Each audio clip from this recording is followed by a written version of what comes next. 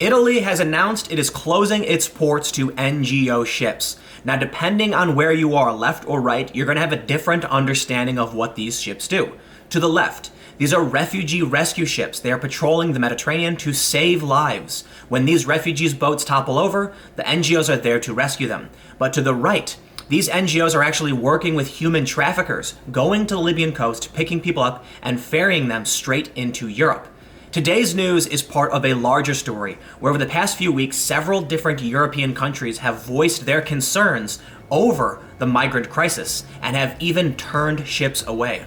With the latest news that Italy is closing its ports, I have to wonder, what's going to happen to the migrant flow into Europe? And does this mean it might actually come to an end? Before we get started, please head over to patreon.com/Timcast to become a patron today. This is what I do for a living, so if you like these videos and want to see them continue and also want to see some more on-the-ground reporting, please consider becoming a patron at whatever level you feel comfortable today. Now, before we get into the news about the closed ports, let's look at the context of what's been happening this month. From June 11th, Italy's Salvini claims victory over migrant ship refusal as Spain accepts vessel. Italy's deputy prime minister claimed victory over a decision to refuse the docking of a migrant rescue ship carrying 629 people.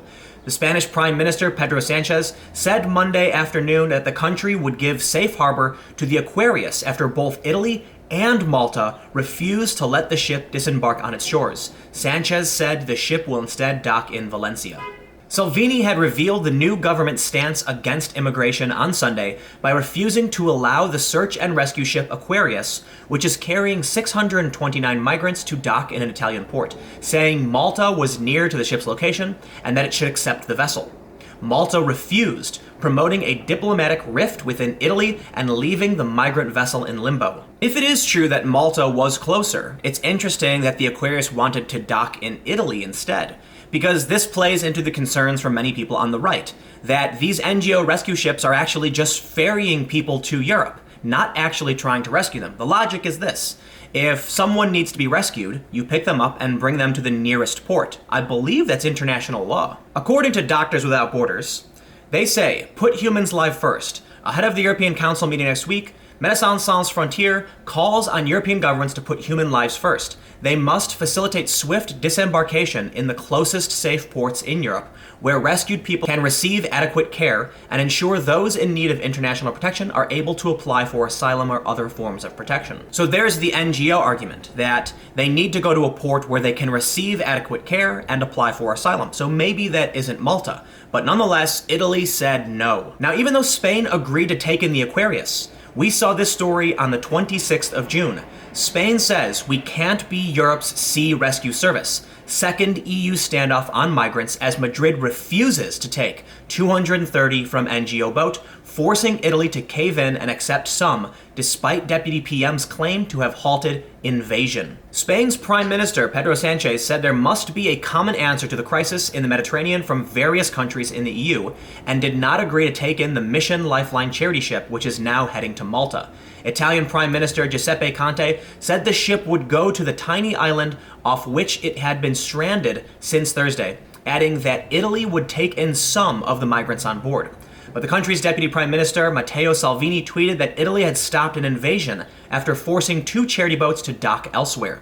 He said the illegal ship will finally be seized when it arrives in Malta, adding, "For women and children truly fleeing war, the ports are open. For all others, no." And a few days ago, we saw this story. France joins Italy's criticism of NGO migrant rescue ships. How to save lives without becoming taxi services for people smugglers. Charity-run rescue boats operating in the Mediterranean face a dilemma, and their activity is being increasingly criticized by politicians in Europe. Organizations such as France's SOS Mediterranean, Germany's Mission Lifeline, or Spain's Proactiva Open Arms are driven by a logic of saving lives.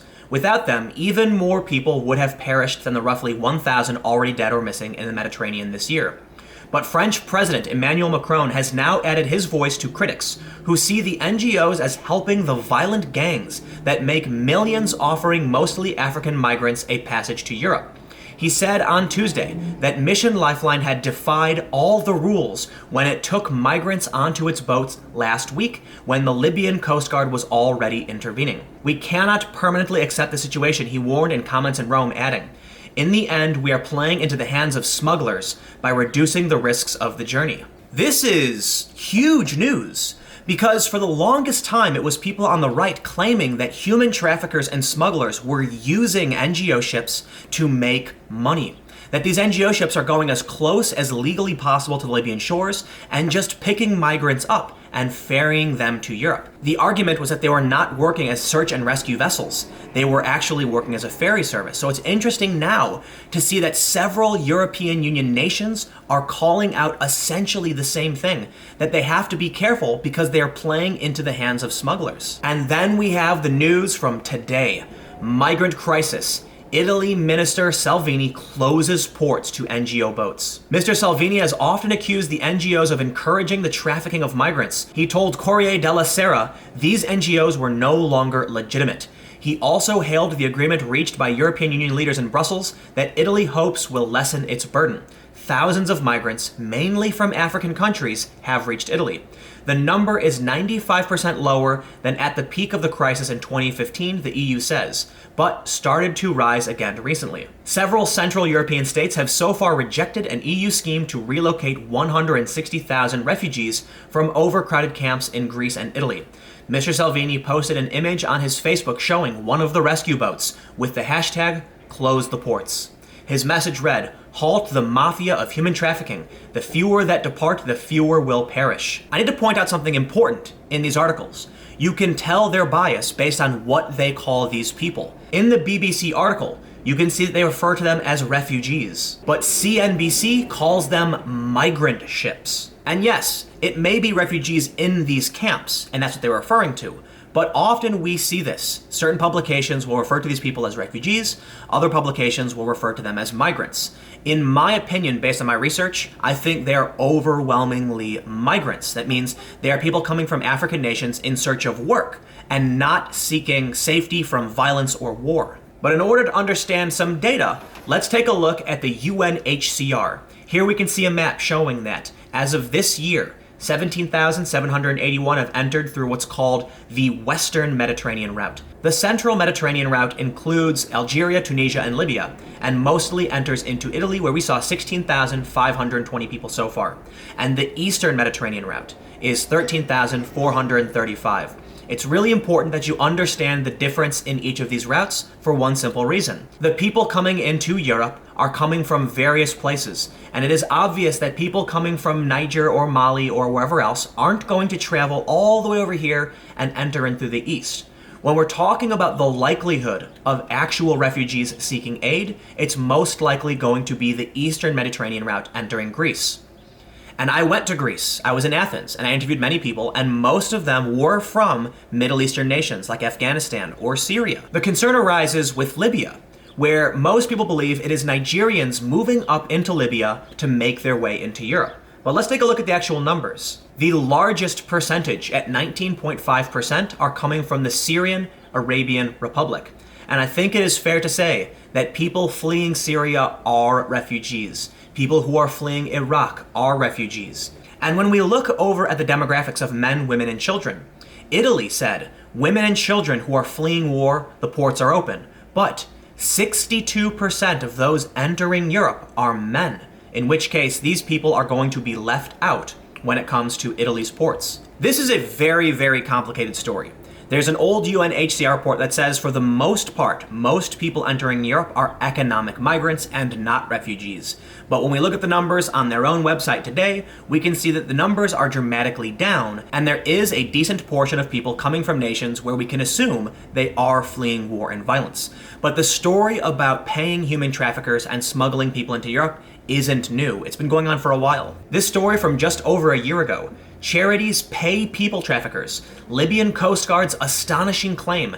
Cash handed to criminal gangs so they deliver refugees. The story says refugee charities are paying smugglers to ferry migrants, Libyan official claims. Allegation to raise concern that jihadists could be among the smuggled migrants. But charities say they are only there to rescue migrants off North African coast. To me, this looks kind of like an astounding about face for these European nations. We know there was an upset in Italy, and now their policies have changed. People seem to be fed up with this mass migration. For a long time, activists were vilified when they said that NGOs were working with human traffickers to ferry people into Europe. But now it seems that we're actually seeing politicians in the EU parrot that exact same rhetoric about a year later. Going back to the local, we see the quote from Emmanuel Macron, the French president. In the end, we are playing into the hands of smugglers by reducing the risks of the journey. And although not as extreme as some of the right-wing rhetoric, he's basically saying what many people on the right did say, that whether or not the NGOs are actually working with smugglers, that by going to the coast and picking people up, they are streamlining the process for these smugglers to guarantee passage into Europe and take payment from those who would want to enter the EU. The situation is not nearly as bad as it was. In 2015, we saw over 1 million sea arrivals, with 3,771 people considered dead or missing. Europe is facing a serious conundrum. There is no amount of people dead or missing that is acceptable in this problem. However, this is an extremely complicated problem, made worse by NGOs who actually streamline the process for human smugglers, made worse by human smugglers who guarantee these people safe passage when they can't actually do that and put them on rickety boats. People are risking their lives to try and come into Europe, and many of them, perhaps the overwhelming majority, are simply doing it because they're looking for work.